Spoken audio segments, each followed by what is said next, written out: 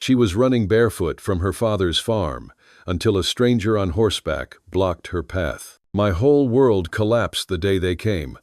The day a life I thought was as solid as the anvil my pa used to strike was torn to shreds. A world of sizzling iron and the rhythmic clang of a hammer against steel, where my father's wisdom was my only guide. He was the last of his kind, a blacksmith whose knowledge and skill flowed through his veins like the very lifeblood of the forge. He taught me to read the wind, to speak the language of the rustling leaves, and to find solace in the silence of the desert. But that was before the mercenaries came, before their greed spilled blood on our land. It was a day like any other. The sun rising over the horizon, painting the sky with streaks of gold and crimson. But the peace was shattered by the sound of gunfire, a brutal symphony that echoed in the distance. They were here, the men my father had warned me about. The men who saw the land not as a living, breathing entity, but as a prize to be conquered, a piece of property to be owned. And I was nothing more than a witness to their cruelty, a ghost to be erased. I remember my father's face etched with the lines of a life lived in harmony with the earth. He looked at me, his eyes dark and deep as a bottomless well, filled with a love that transcended words. "Run, Clara," he whispered, his voice barely a breath. "Run and do not look back. The land will guide you, and the spirits will protect you." His words were the last I ever heard from him, the last piece of a world I knew, gone in a puff of smoke. I ran until my lungs burned, until my feet ached, until the world around me was nothing but a blur of pain and despair. I ran from the fire that consumed our home, from the men who stole everything I ever held dear. I ran from a past that haunted me and a future that offered no solace. I was a leaf in the wind, a lonely soul adrift in a sea of sorrow, lost and hopeless. And then he appeared, a silhouette against the setting sun, a figure of strength and salvation. His voice, deep and resonant, cut through the noise of my panic. "Miss, this way." His hand, strong and sure, reached out to me. It was a lifeline, a beacon in the darkness. I hesitated for a moment, my mind a storm of doubt and fear. Was this another trap, another cruel joke played by a merciless fate? But then I heard them, the men who sought to destroy me, their hooves thundering behind me like the drums of war. My choice was made. I reached out and took his hand, his grip closing around my wrist like a promise of protection. With a swift, powerful movement, he lifted me off the ground and swung me onto his horse, his body a solid wall of warmth against my back. "Hold tight," he commanded, his voice a steadying force in the chaos. If you enjoy the story, hit that subscribe button right away. And if you don't, then just hit the like button anyway to keep more Wild West love stories coming. The sensation of flying across the prairie, the powerful animal beneath us, and the stranger's steady arm around my waist overwhelmed my senses. The wind whipped my hair around my face as we raced away from my pursuers. "They're following," I cried, looking back to see my past giving chase a specter of pain and loss. "Don't worry," the cowboy assured me, his breath warm against my ear. "This Mustang is the fastest in these parts." He guided the horse into a ravine, its winding path, a maze designed to confuse our pursuers. I held on tight, my heart pounding a desperate rhythm against my ribs, a prayer whispered on the wind. I didn't know who this man was, this cowboy who had appeared out of nowhere to save me, but in that moment he was everything. He was my hope, my salvation, my only chance at a future I could not yet see. He led the horse through the winding paths of the ravine, the setting sun casting long shadows behind us. The air grew cooler, and the scent of wild sage and dust filled my nostrils. I clung to him, his solid presence a comfort I hadn't known in years. My body was racked with shivers, not from the cold, but from the raw fear that still lingered in my bones. He was quiet, his focus unwavering as he navigated the treacherous terrain. I risked a glance at him, his profile silhouetted against the fading light.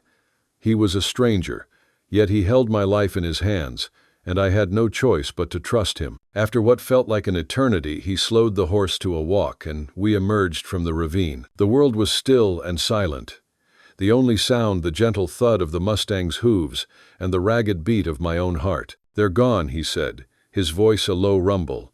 We've lost them." I looked back, and indeed the menacing silhouettes were no longer in sight. A wave of relief so profound it almost brought me to my knees washed over me. He dismounted, his movements fluid and graceful, and then reached up to help me down. My legs, weak from the ordeal, almost gave way, but he caught me, his arms a strong embrace that held me steady. "Easy there," he said, his eyes dark as a rich loam, filled with a gentle concern. "You're safe now."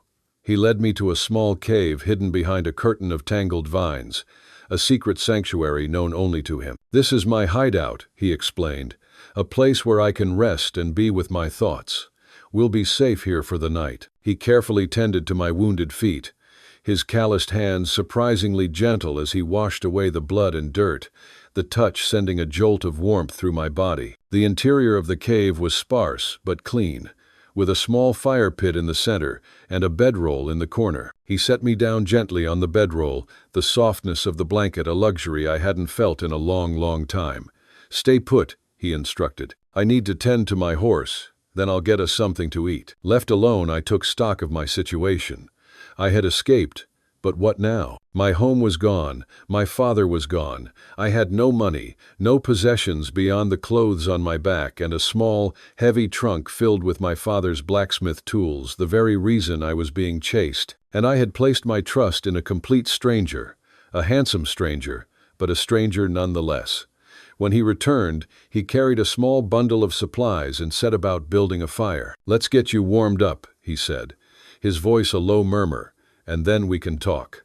As he prepared a simple meal of dried jerky and hardtack, I studied him. He was a man of the land, his skin tanned and weathered by the sun, his hands calloused from years of hard labor. His eyes were the only thing that gave him away, a deep, thoughtful brown that held a wisdom far beyond his years. "How did you happen to be there just when I needed help?" I asked, the question that had been nagging at me finally finding voice. He looked at me, his gaze searching my face, a flicker of a sad smile playing on his lips. "I was checking on a broken wagon wheel and heard the shots and shouting," he began. "Figured someone might be in trouble, so I rode toward the commotion. I'm Caleb Hayes, and you, miss, if you don't mind me asking, why were you running barefoot across open country?"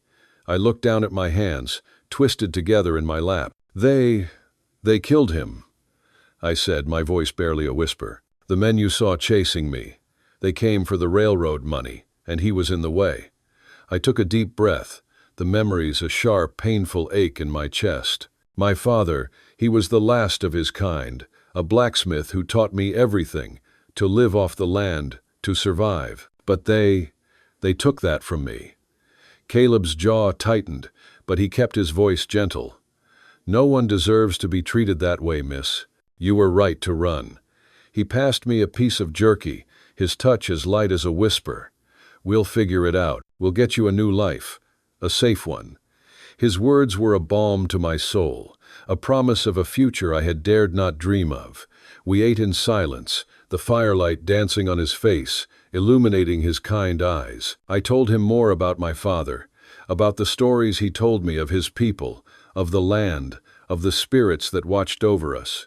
He listened, his silence a deep well of understanding. He, in turn, told me about himself, about the brutal realities of the frontier.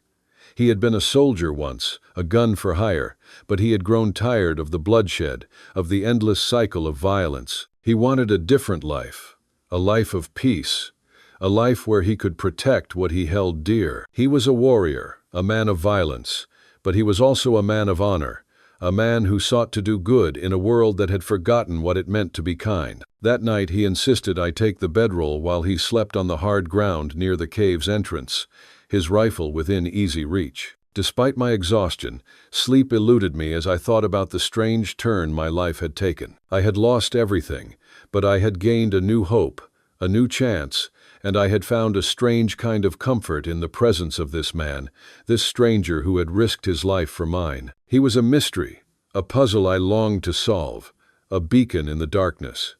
As dawn broke, I awoke to the smell of coffee. Caleb had already been up for some time, tending to his horse and preparing for our departure. "Your pursuers might still be searching for you," he said as he helped me to my feet. The wounds on my feet had stiffened overnight, making walking painful. We should get moving as soon as possible. He fashioned makeshift shoes for me from some spare leather and rags he found in the cave, then lifted me onto the Mustang's back once more. The journey to the main camp took most of the morning. As we crested a hill, I gasped at the sight below us. A bustling outpost of a blacksmith's community sprawled across the valley, with a large forge building, several supply sheds, and a line of tents for the workers. "It's home," Caleb replied with evident pride. "Been working here since I was a boy." As we approached the main building, a tall man with a stern face stepped onto the porch, his eyes narrowing as he saw me. "Caleb, where have you been?" he called. "We've been worried sick." "Got sidetracked, Patrick," Caleb replied, dismounting and helping me down. "This is Clara Bell. She's in a bit of trouble and needs a safe place to stay for a while." Patrick's sharp eyes took in my disheveled appearance, the makeshift bandages on my feet, and the fear that still lingered in my eyes. Without hesitation, he stepped forward and took my hand. "Come inside, child. Let's get you cleaned up and properly fed." I glanced back at Caleb, suddenly reluctant to leave the one person who had shown me kindness in recent memory. "Go on," he encouraged with a gentle smile. "Patrick will take good care of you. I need to report to the foreman, but I'll check on you later." The next few hours passed in a blur as Patrick fussed over me, providing me with a hot bath, clean clothes that belonged to his wife, and a hearty meal that made me realize just how hungry I had been. After hearing my story, Patrick's expression hardened. "Those men, they're part of a larger scheme. They're trying to stop us from perfecting the railroad, to get us to pay them off. We'll get them, girl. You'll be safe here at the camp." I felt a sense of relief wash over me, a feeling of security I hadn't known in years. That evening, as I sat on the porch watching the sunset paint the sky in vibrant hues of orange and pink, Caleb joined me, having finished his day's work. "Patrick says you're staying on," he said, settling into the chair beside me. "I'm glad to hear it. I can't thank you enough for what you did yesterday," I said, turning to face him. "You saved my life, Caleb Hayes." He smiled, the expression transforming his serious face. "Anyone would have done the same." "No," I shook my head. "Not anyone. Most would have ridden past, or worse, taken me back to them for a reward." They sat in comfortable silence for a while, the sounds of the camp settling down for the night surrounding us. "Will they come looking for me here?" I finally asked, voicing the fear that had been lurking in my mind. "The forge camp is one of the safest places in the territory," Caleb replied. "We have men on patrol day and night. Even if they discovered where you are, they'd think twice before causing trouble here." His words provided some comfort, but I knew the men who had chased me were relentless.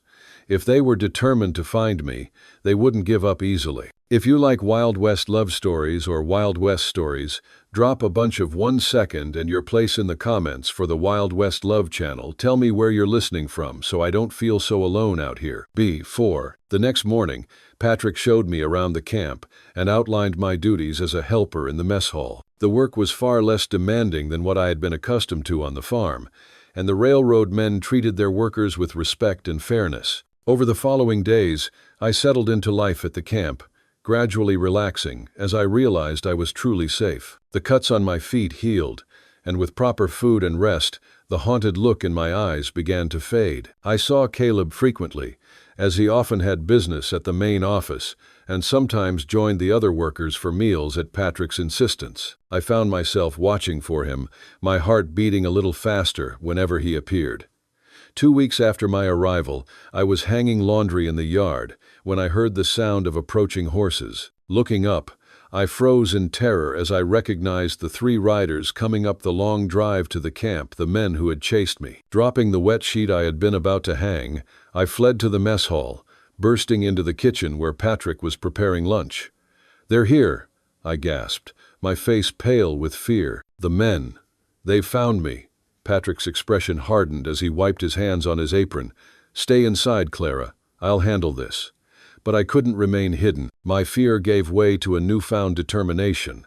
I had escaped once.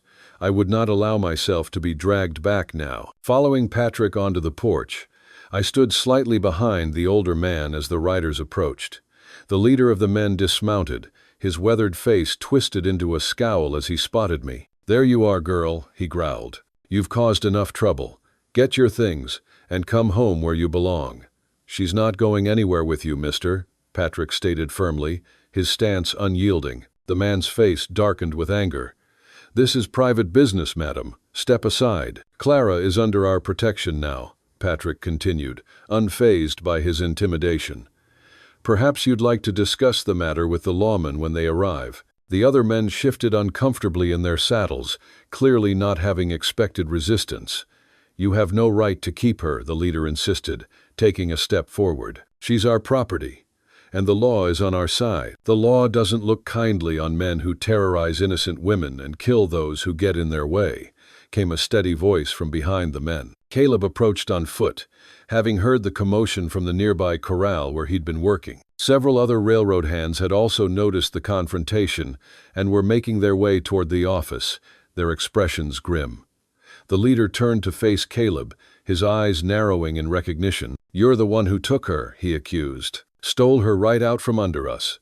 "I helped a young woman who was running for her life," Caleb corrected, his hand resting casually near his holstered pistol. "And I'll do it again if necessary." The tension in the air was palpable as the leader assessed the situation. He was outnumbered, and the determined expressions on the faces of the railroad hands made it clear they wouldn't hesitate to defend me.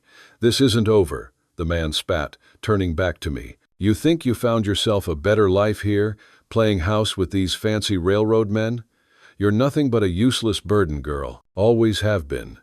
His words were designed to wound, and I felt their sting.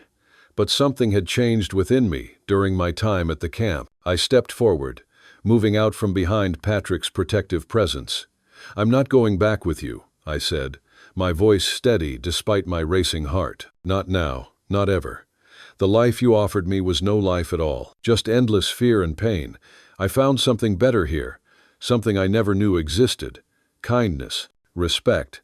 The leader's face contorted with rage. "You ungrateful, I think you've said enough," Caleb interrupted, stepping between us. "Miss Clara has made her choice clear. I suggest you respect it and be on your way." For a moment, it seemed the leader might explode with fury, but a glance at the growing number of men surrounding them made him reconsider. With a final venomous look at me, he remounted his horse.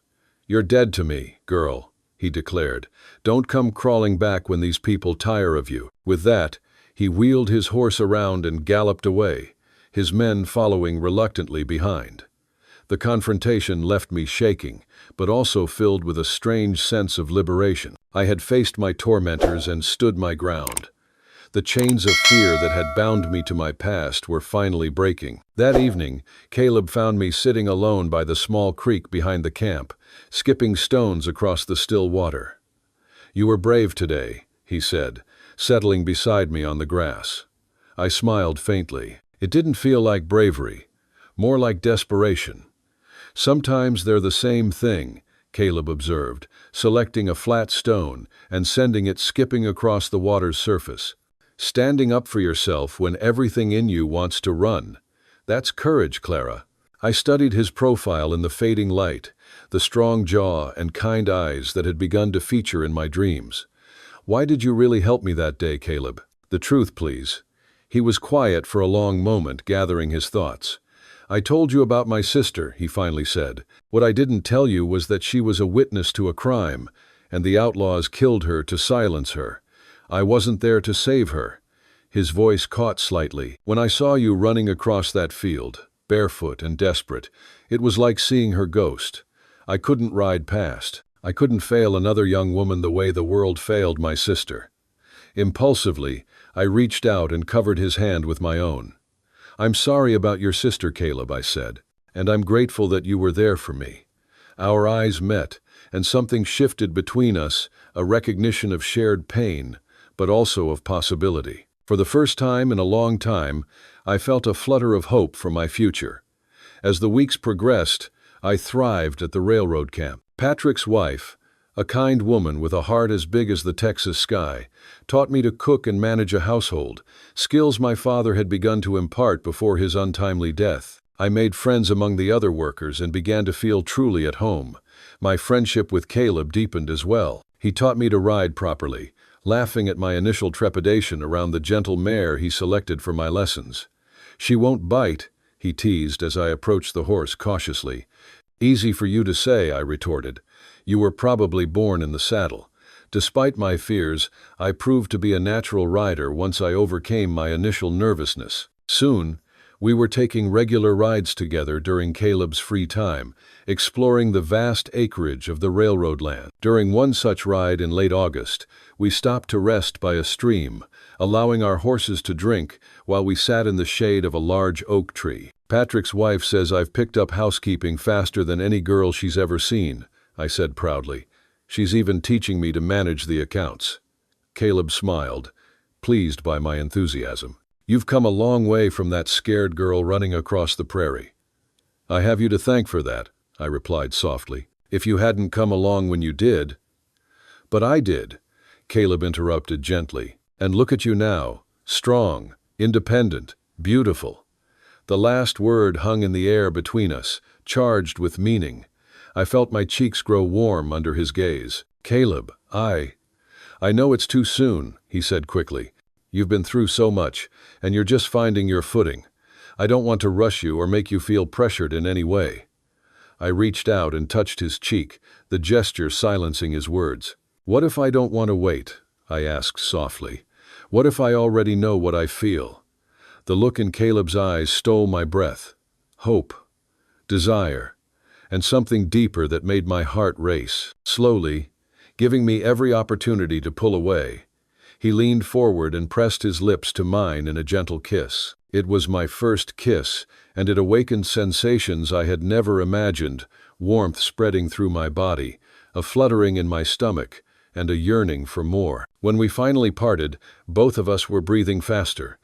"I've wanted to do that since the day I found you," Caleb admitted, his voice husky. "Even when I was covered in dirt and blood, running for my life?"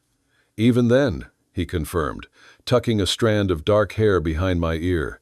"There was something about you, Clara Belle, a spirit that couldn't be broken no matter what life threw at you." B5. Our courtship progressed slowly but steadily after that day. Caleb was respectful of my past traumas, never pushing for more than I was ready to give. We found moments to be alone together, walks after dinner, early morning rides before work began, and Sunday afternoons when the camp operated at a slower pace. "Hey there, friend, take a moment and get yourself a full glass of water. It's easy to forget, but staying hydrated is crucial for your health. Also, if you've been sitting for a while, do a quick lap around the room and give your eyes a break from the screen.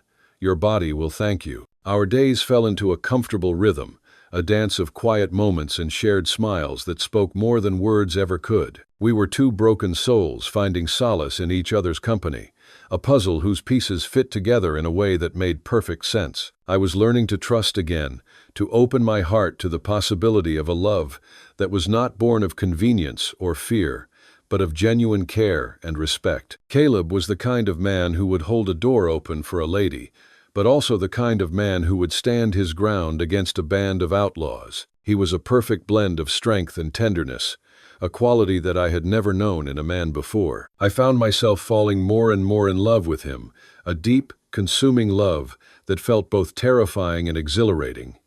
Patrick, the camp foreman, observed our growing attachment with approval. He had come to respect my work ethic and resilience, and he had always valued Caleb as one of his most reliable hands. That girl's brought a light back to young Caleb's eyes, he commented to his wife one evening as they watched us walking in the garden. "Haven't seen him smile so much since before the war."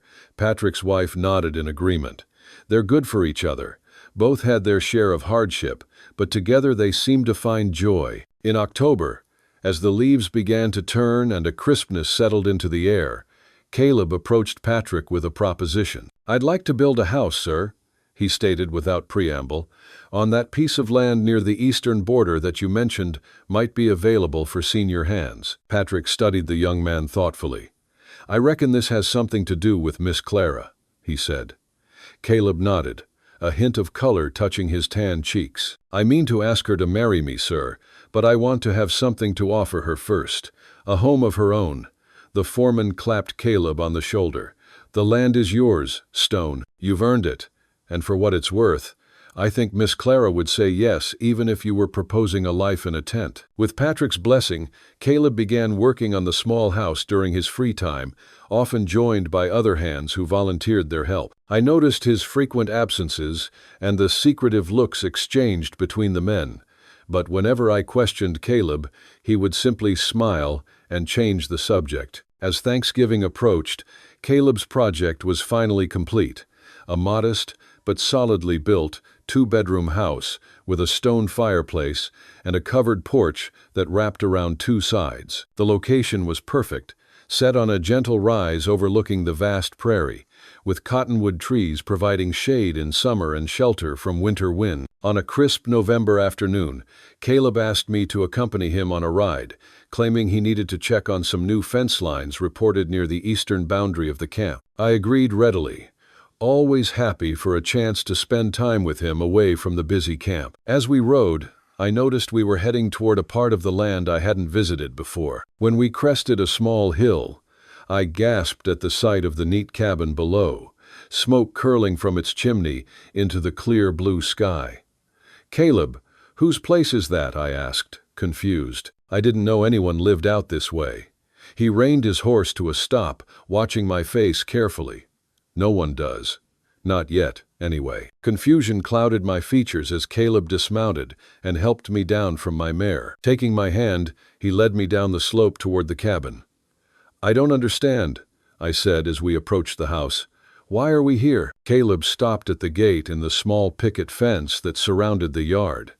"This is what I've been working on these past few months," he explained. "This land is mine. Patrick granted it to me for my years of service. And this house, I built it with some help from the other hands." My eyes widened as understanding dawned. "You built a house? But why didn't you tell me?" "Because it was meant to be a surprise," Caleb replied, suddenly looking uncharacteristically nervous. "For you." He reached into his pocket and withdrew a small, simple silver band. "Clarabelle, when I found you running across that field 6 months ago, I had no idea you would change my life. You've brought light and laughter back into my world, and I can't imagine a future without you in it." He took a deep breath. "Will you marry me? Will you make this house a home with me?"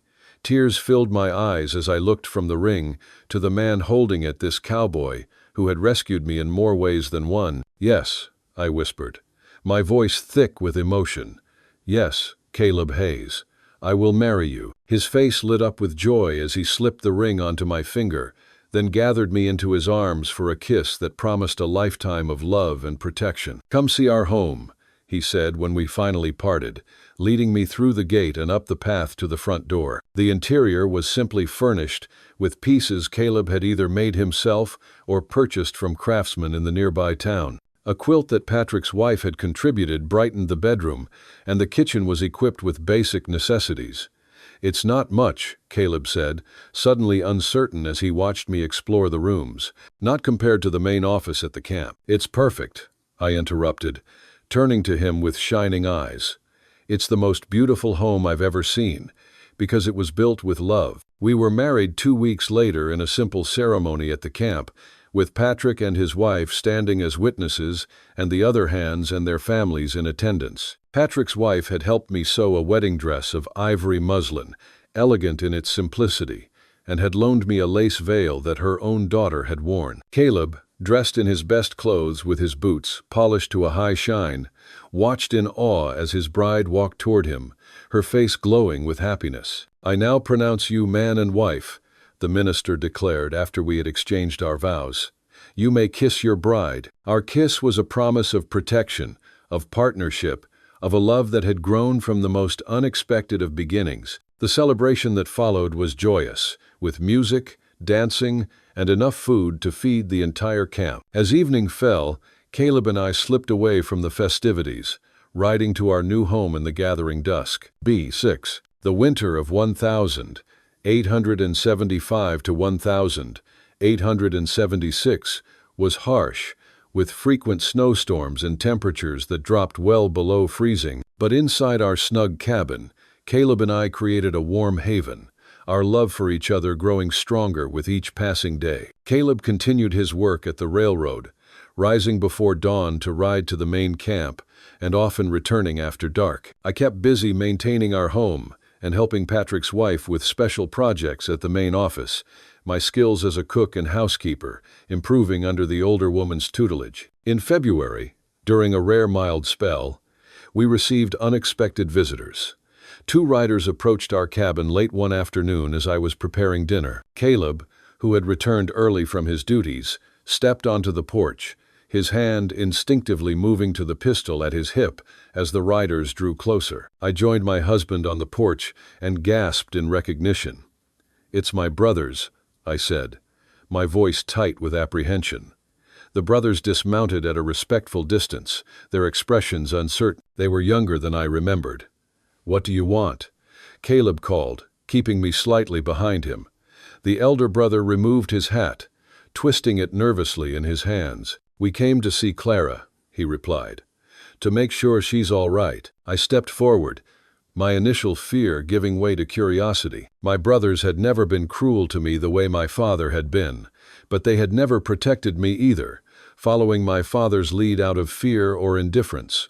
"I'm fine," I said coolly. "Better than fine, actually. Why are you really here?" The brothers exchanged glances before the younger one spoke. "Our father. He died last month. Pneumonia took him quick." The news hit me with unexpected force. Despite everything he had done, my father was still my father, and his death marked the end of a chapter in my life. I felt Caleb's hand on my shoulder, offering silent support. "I'm sorry for your loss," I said finally, uncertain what else to say. "There's more," the elder brother continued. "The farm is ours now. We've been trying to make a go of it, but—" He trailed off, looking embarrassed. "What my brother is trying to say," the younger one picked up, "is that we're making a mess of things. Neither of us knows the first thing about running a household. The place is falling apart without you, Clara." I felt a complex mix of emotions. Vindication that my contributions had been more valuable than my father had ever acknowledged. Sorrow for the brothers who were clearly struggling, and a fierce gratitude for the new life I had built with Caleb. "I can't come back," I said firmly. "This is my home now, with my husband." "We're not asking you to come back for good," the elder brother clarified hastily. "Just, maybe you could visit? Help us get things organized? Show us what to do." Caleb and I exchanged a look, an entire conversation passing between us without words. "You boys look like you could use a hot meal," Caleb finally said, his posture relaxing slightly. "Come inside, and we can talk over dinner." The brothers shared news of the neighboring farms and the changes in the community since my departure. They were awkward but sincere in their attempts to reconnect with their sister, and by the time the meal was finished, the tension had eased considerably. "We thought Father was right about everything," the younger brother admitted as we sat around the fire after dinner. "But seeing you now, Clara, you're happy. Really happy. It makes us wonder what else he was wrong about." "People can change," I said softly, "even after they are set in their ways. It's never too late to choose a different path." The brothers stayed the night, sleeping on pallets by the fire, and in the morning a plan had been formed. I would ride with Caleb to the old farm the following week to help my brothers organize the household and teach them basic skills they would need to maintain the place. It would be a brief visit, with Caleb remaining at my side throughout. If you're watching on TV, don't hesitate, grab your phone, and hit subscribe to my channel so you'll never miss out on our amazing characters. B7. As they waved goodbye to the brothers, I felt a weight lifting from my shoulders, not forgiveness exactly, but a beginning of reconciliation with the parts of my past that could be salvaged. "Are you sure about this?" Caleb asked as we watched the riders disappear into the distance. I nodded, leaning against his solid strength. "They're young. They were as much under his thumb as I was, in their own way. They deserve a chance to find their own path now that he's gone." The visit to the farm the following week was strange, but ultimately healing for me. The place that had been a prison now seemed smaller, less threatening, with Caleb's protective presence and my own newfound confidence. I was able to face the ghosts of my past and begin to lay them to rest. I showed my brothers how to organize the household, shared recipes my grandmother had taught me, and helped them develop a plan for managing the farm more efficiently. When we departed after 3 days, the relationship between my brothers and me had taken its first tentative steps toward repair. "Thank you," I said to Caleb as we rode home, the old farm receding behind us, "for understanding why I needed to do that." He reached across the space between our horses to take my hand. "You're the strongest person I know, Clara Hayes, and the most forgiving." Spring arrived with a burst of wildflowers and new beginnings. As the land awakened from winter's sleep, I discovered that new life was stirring within me as well. When the doctor confirmed my suspicions, I could barely contain my joy as I waited for Caleb to return from work. I prepared his favorite meal and set the table with special care, placing a small pair of knitted booties beside his plate, a gift Patrick's wife had helped me make in secret. When Caleb arrived home, tired from a long day of work, he noticed the special preparations with curiosity. "What's the occasion?" he asked, washing up for dinner. "Sit down," I urged, my eyes sparkling with barely contained excitement. "I have something to tell you." As Caleb took his seat, his gaze fell on the tiny booties. For a moment, he stared at them uncomprehendingly. Then his eyes widened with realization. "Clara, are you?" I nodded, tears of happiness filling my eyes. "We're going to have a baby, Caleb. In the fall." The look of pure joy that transformed his face was something I knew I would remember for the rest of my life. He rose from his chair and swept me into his arms, holding me as if I were made of the most precious material on earth. "A baby," he whispered against my hair. "Our baby." That night, as we lay together in the quiet intimacy of our new marriage, Caleb's hand rested protectively over my still flat stomach, his touch gentle and reverent. "I promise you both," he said softly, "I will always keep you safe. You will never know the kind of fear or pain that marked our childhoods. Our baby will grow up surrounded by love and kindness." I covered his hand with my own. "If you've made it this far, I know you're a true fan of WWL. From the bottom of my heart, I wish your day is filled with health and happiness, and may a little stroke of luck find you in the next 15 minutes. Don't forget to share it with me in the comments." Our cowboy love stories are all about finding light in the darkest of places, and this Wild West love is no different. The journey to a happy ending in any Wild West love story is paved with courage, hope, and an unwavering belief in a better tomorrow. This isn't just a story about two people. It's a testament to the fact that even in a harsh world, love can forge a path to freedom and peace. Today's story is about pains that seemed to have no way out until a small ray of light changed everything. Do you believe that, even in the darkest times, there's always a miracle waiting at the end of the road? And if deep down you still believe that God is watching over you, quietly arranging everything, then right now, leave a comment, AMEN, below this video. Because who knows, at the very moment you write it, a blessing may quietly find its way into your life.